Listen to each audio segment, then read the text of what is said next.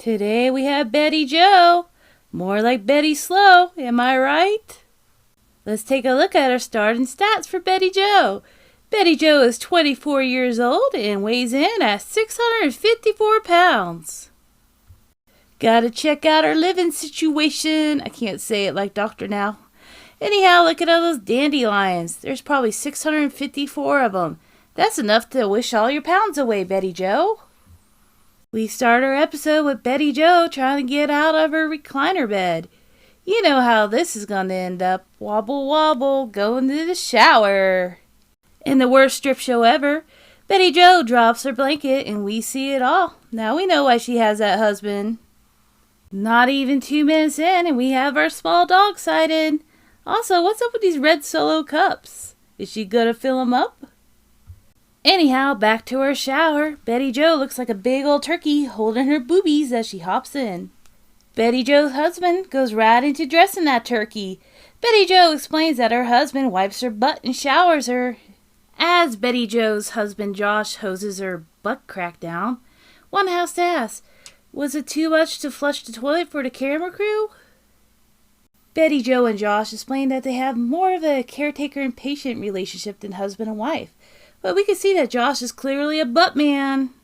The door knocks and Josh gets up to answer it, but we have to take a moment to look at this picture on their wall. That's some high quality art.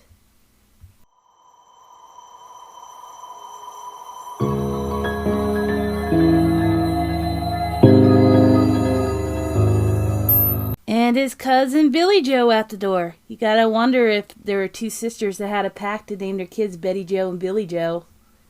Billie Jo asks, what's for breakfast? And Bettie Jo answers, chicken strips, mac and cheese, and applesauce. Just remember that combination for later. All is with the questions. Billie Jo asks, have you lost any weight? Oh, look at Bettie Jo's face. I think we know the answer.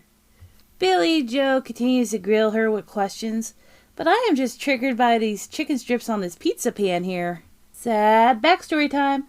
I'm just going to skip over Bettie Jo's sad backstory since it's a sexual molestation one.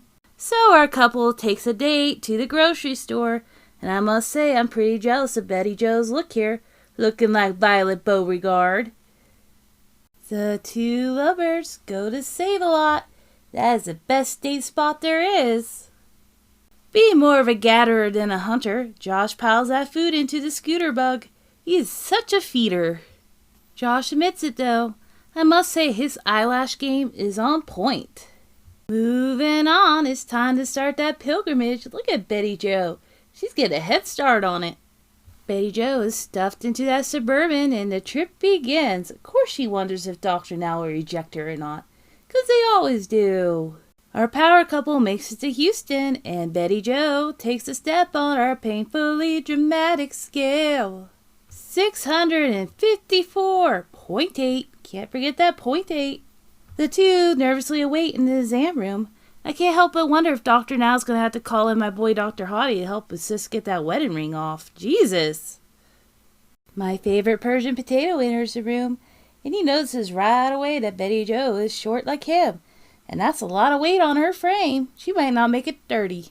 I'm just going to change the subject for one moment. What's up with the lines on Dr. Now's forehead? Like, did he age that way or did he have surgery at one point? I always wondered. And back to Bettie Jo. Dr. Now asked her, what does she like to eat? And she says potatoes, the P word, the horrible P word. Dr. Now better watch out or my favorite Persian potato's gonna get num-nummed. And look at Now's face as he discovers the enabler. It's Josh. The appointment concludes, and Bettie Jo is sentenced to that 30 pounds this month. We find out via title card that Josh and Bettie Jo have moved to Houston. That is so much better than today's shows where they drag on the move forever. We enter month 2, and our couple's trying to eat healthy. Gotta point out the monkey plate. Josh even puts his mixed vegetables on that monkey butt. He loves the ass. And look at our couple, even exercising together. Moving on to month 3, it's time to see our friend again.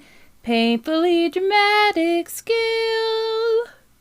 $5.99. That's 55 pounds down. She exceeded that 30 pounds.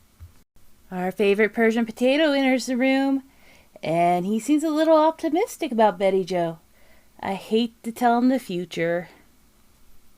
The now rubs salt into Josh's enabler wounds. He's not feeling loved and needed anymore. Our needy Care Bear is just going to have to get over it, because Betty Jo is approved for surgery. Within the next week, she'll be getting it. Betty Jo's all like, just carry my water bottle, bitch, as she strolls out of that clinic. It's stomach harvesting day. Gotta say, I love that mermaid scrub top.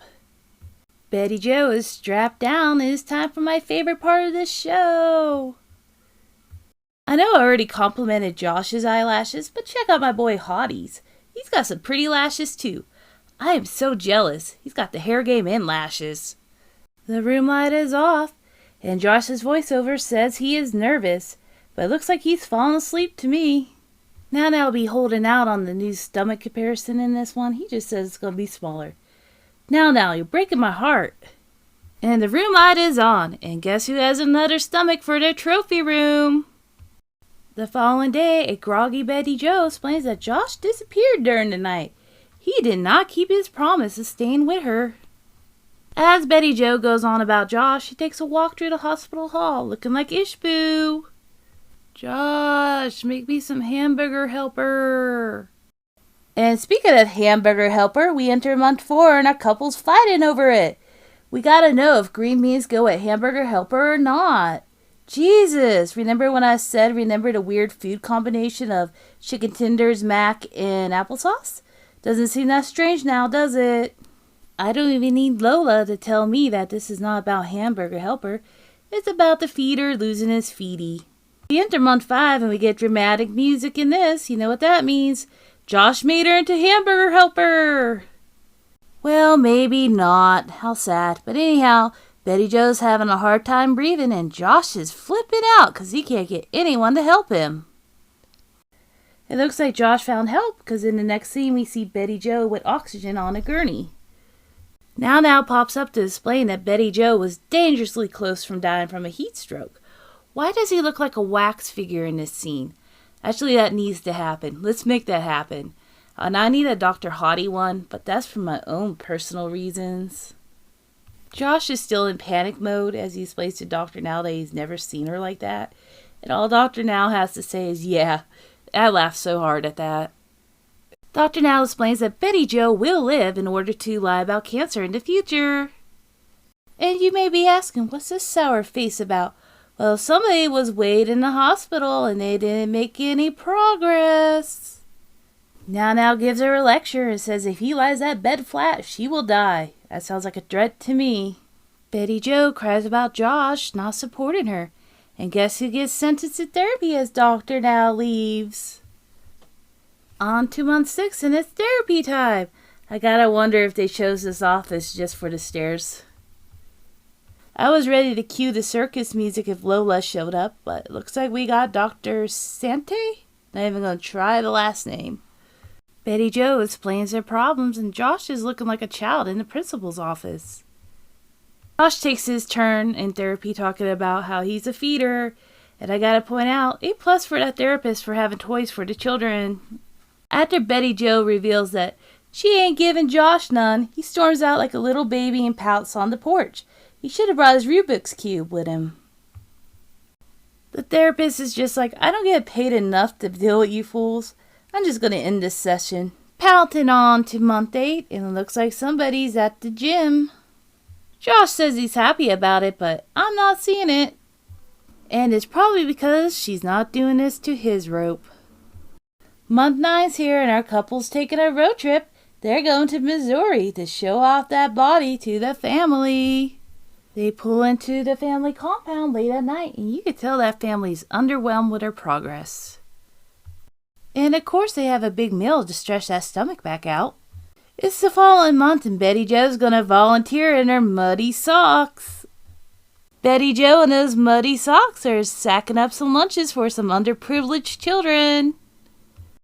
Trotting on to month 11, Betty Jo and Josh go on an actual date that's not in a grocery store. I feel like they were running out of things to film, so they just rushed this. And now our final month. Somebody's going to see that painfully dramatic scale That scale has been kind of absent this episode, hasn't it? Bettie Jo is down to 498 pounds. That's 157 pounds lost. Now says he's proud of both Josh and Bettie Jo, but his spirit's going to be crushed when the follow-ups happen. It's time to find our villain for the episode. And it's green beans, because how dare they taint Hamburger Helper? And for our rating, I'll give it 2 out of 5 teeth that we see of Bettie Jo's at any given time. In summary, this episode was just kind of blah. I find Bettie Jo and Josh just gross to look at. I can't do their teeth. And I don't know, they just look dirty to me. I'm sorry. I think they do drugs, especially Josh. He's on something. But anyhow, I'll see you on the snark side.